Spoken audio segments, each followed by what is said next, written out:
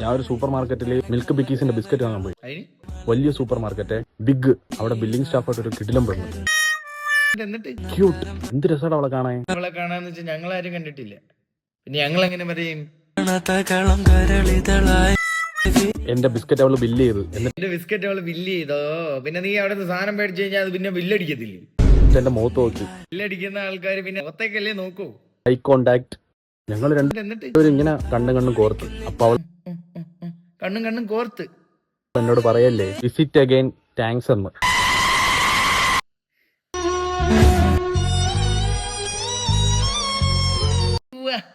Visit again എന്ന് പറഞ്ഞേനാ. വേറെ വല്ലതും പറഞ്ഞിരുന്നെങ്കിൽ ഇപ്പൊ പ്രശ്നങ്ങൾ ഉണ്ടാക്കിയാനല്ലേ. ഇത് ലവ് തന്നെ.